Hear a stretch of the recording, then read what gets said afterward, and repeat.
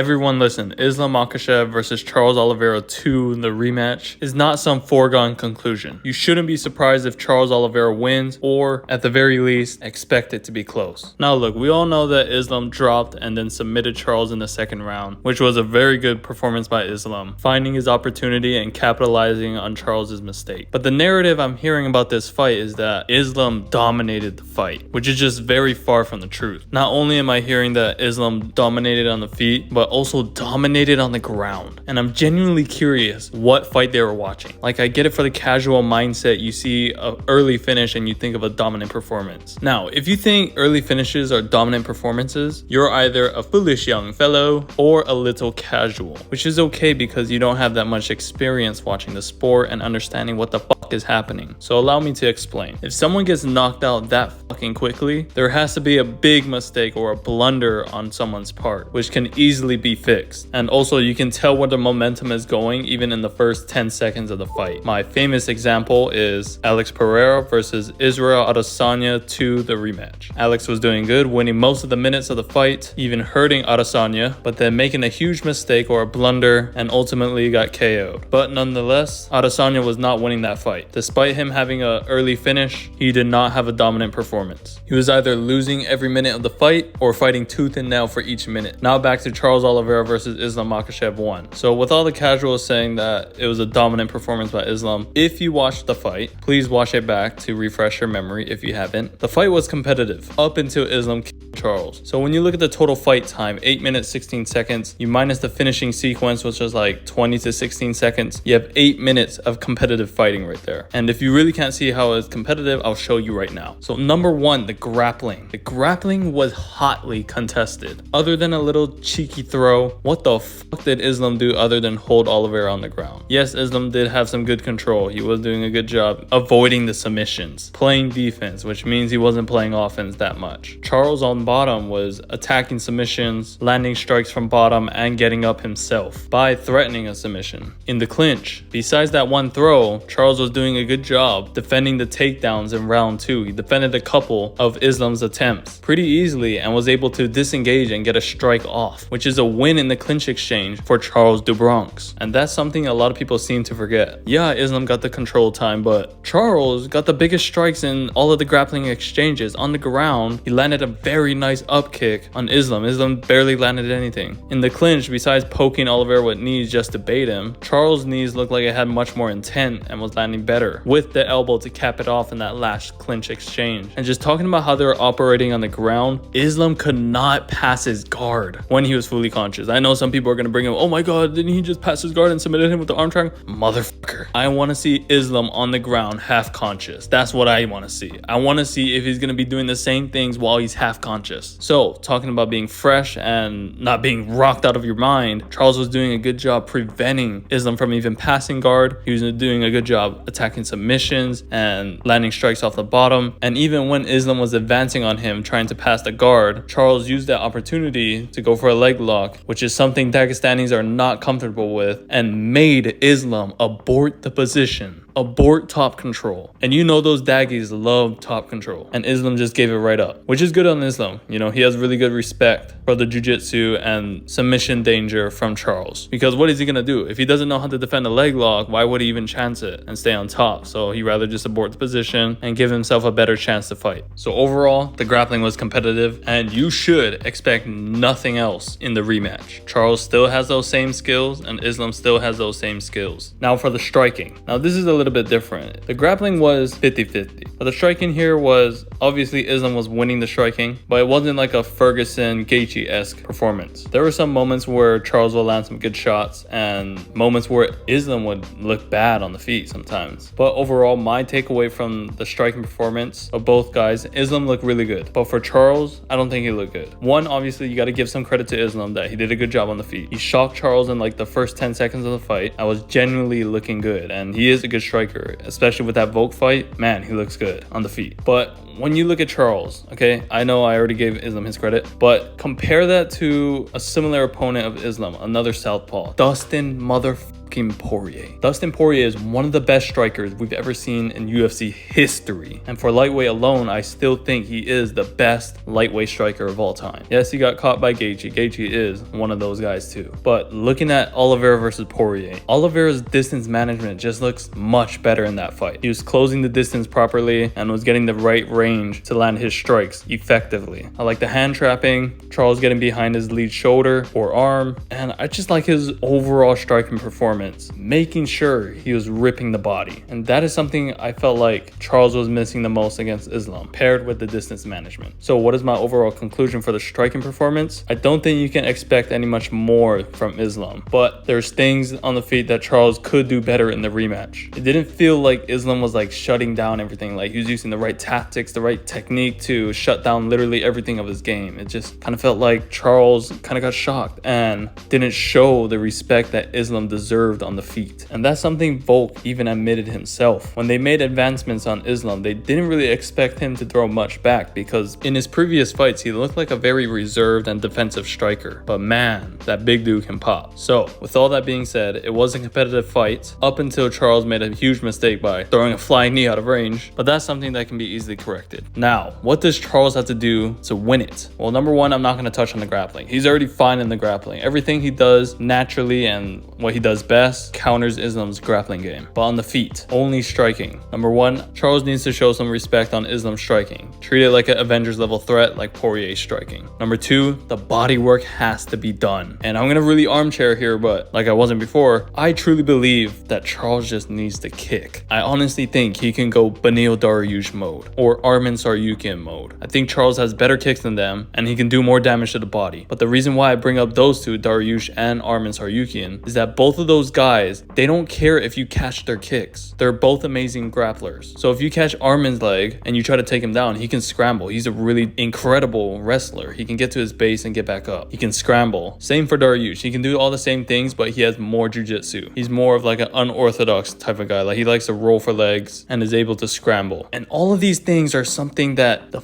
champion or former champion, third degree black belt Charles Oliveira can do. We saw in the first fight, Islam does not like the leg locks. That's how Charles got up. So I think he can just throw his legs and slam them into Islam's body, because the body work is why Charles just wins all of his fights against Poirier, against Gaethje. He got them winded and tired already on the feet, and it opens up for shots on the head. And back to Islam catching the kicks, not only can Charles scramble or roll for a leg like Dariush, he can threaten a front choke, which is a series of submissions that Charles Oliveira is just so good at. Guillotines, anacondas, darts. We've seen it time and time again where people try to shoot and he just latches out that guillotine like nothing. Kevin Lee catches the kick, boom, the guillotine's latched up. Clay Guida, there's just so many guys who've just been caught by these submissions. And this is a different Charles Oliveira. But again, I'm just some fucking random. But at the same time, I'm bringing up tactics that other pro fighters use. So I'm just suggesting it to the motherfucking champ who destroyed Beneil Dariush. Because if anyone can do what Beneil and Arman does, Charles can do that. Just saying. I'm not just telling Charles to just win, just do the impossible. This is something I truly believe that Charles could do. But yeah, that's basically what I think Charles should just do. That's it.